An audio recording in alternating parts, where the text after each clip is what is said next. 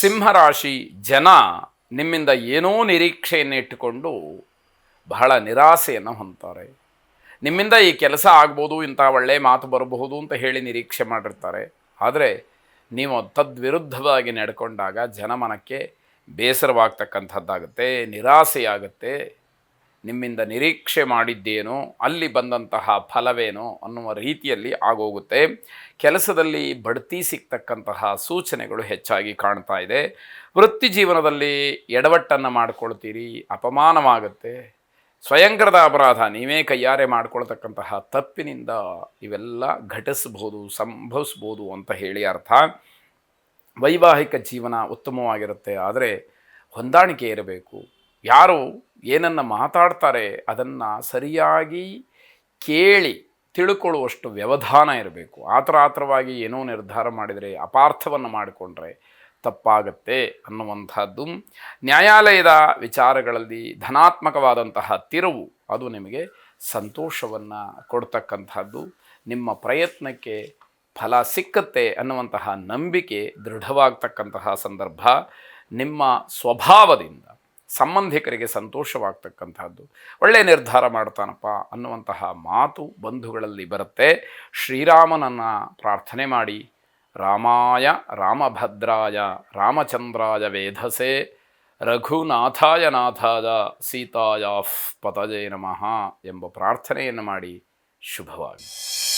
ಕನ್ಯಾ ರಾಶಿ, ಮನಸ್ಸನ್ನು ಗಟ್ಟಿಯಾಗಿಟ್ಕೊಳ್ಳಿ, ಮನಸ್ಸನ್ನು ಸ್ಥಿರವಾಗಿಟ್ಕೊಳ್ಳಿ. ನಿಮಗೆ ನೆಮ್ಮದಿ ಸ್ವಲ್ಪ ಸಿಕ್ಕುವಂಥದ್ದಾಗತ್ತೆ. ಬಂಧುಗಳಿಂದ ಉತ್ತಮವಾದಂತಹ ಸುದ್ದಿ ಸಮಾಚಾರವನ್ನು ಕೇಳ್ತೀರಿ.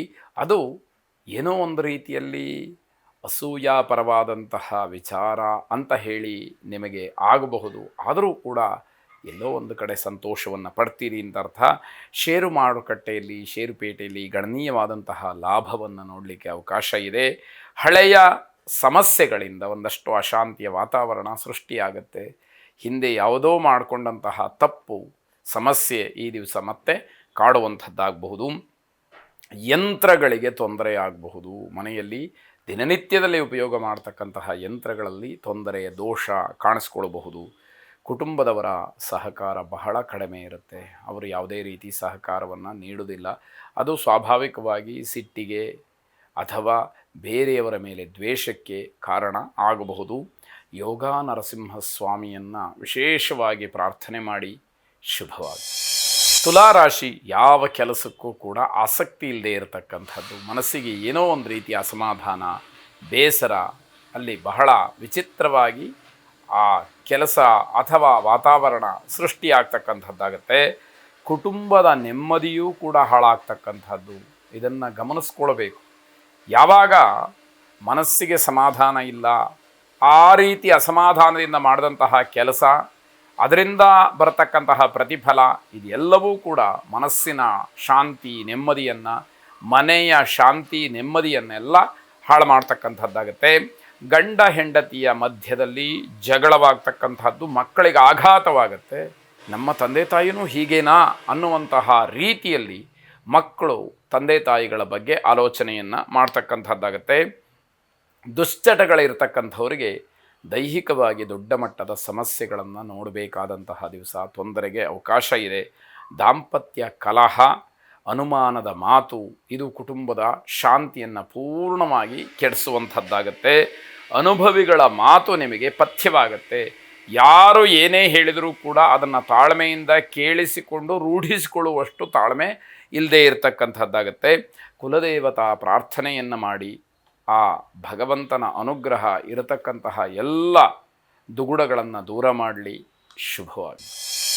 ವೃಶ್ಚಿಕ ರಾಶಿ, ನಿಮ್ಮ ವೃತ್ತಿಯಲ್ಲಿ ಕೆಲಸದಲ್ಲಿ ತಂತ್ರಗಾರಿಕೆಯನ್ನು ಬಳಸಿ ಯಶಸ್ವಿಗಳಾಗ್ತೀರಿ. ಅದರಿಂದ ಉತ್ತಮವಾದಂತಹ ಫಲ ನಿಮ್ಮದಾಗ್ತಕ್ಕಂತಹದ್ದು. ಕಾರ್ಯ ಚಟುವಟಿಕೆಗಳಲ್ಲಿ ಅರ್ಥಪೂರ್ಣವಾದಂತಹ ಬದಲಾವಣೆ ಆಗುತ್ತೆ. ಆ ಬದಲಾವಣೆ ನಿಮ್ಮ ಗೌರವವನ್ನು ಹೆಚ್ಚು ಮಾಡ್ತಕ್ಕಂಥದ್ದಾಗಬಹುದು. ತಾಯಿಯನ್ನು ಗೌರವದಿಂದ ಕಾಣಬೇಕು, ತಾಯಿಗೆ ಬೆಲೆಯನ್ನು ಕೊಡಬೇಕು ಅನ್ನುವಂಥದ್ದು. ವ್ಯವಹಾರದಲ್ಲಿ ಹಿಂದಿನ ಶ್ರಮ ಇವತ್ತಿನ ಲಾಭ. ಯಾವತ್ತೋ ಏನೋ ಕಷ್ಟಪಟ್ಟಿರ್ತೀರಿ, ಅದರ ಪ್ರತಿಫಲವಾಗಿ ನಿಮಗೆ ಲಾಭ ಅಥವಾ ಇನ್ಯಾವುದೋ ಒಂದು ರೀತಿಯಲ್ಲಿ ಅನುಕೂಲ ಆಗುವಂಥದ್ದಿದೆ. ಹಣದ ಸಮಸ್ಯೆಗಳು ಏನೇ ಇರಲಿ ಅದೆಲ್ಲವೂ ಕೂಡ ಬಗೆಹರಿತಕ್ಕಂತಹ ಸಮಯ ಒದಗಿ ಬಂದಿದೆ ಅಂತ ಹೇಳಿ ತಿಳಿಯಬೇಕು. ಸ್ನೇಹಿತರ ಮತ್ತು ಬಂಧುಗಳ ಮಾತಿನಿಂದ ತುಂಬ ಪ್ರಭಾವಿತರಾಗ್ತೀರಿ. ಅವರ ಹೇಳ್ತಕ್ಕಂತಹ ಮಾತು ಸತ್ಯ, ನಾನು ಹಾಗೇ ನಡ್ಕೊಳ್ಬೇಕು ಅನ್ನುವಂಥದ್ದೆಲ್ಲ ಮನಸ್ಸಿಗೆ ಬರುವಂಥದ್ದಾಗತ್ತೆ. ಮಾತೆ ಲಲಿತಾ ಪರಮೇಶ್ವರಿಯನ್ನು ಪ್ರಾರ್ಥನೆ ಮಾಡಿ ಅನುಗ್ರಹವನ್ನು ಬೇಡಿ. ಜಗನ್ಮಾತೆಯ ಆಶೀರ್ವಾದ ನಿಮಗೆ ಸದಾ ರಕ್ಷಣೆಯಾಗಿರಲಿ. ಶುಭವಾಗಿ.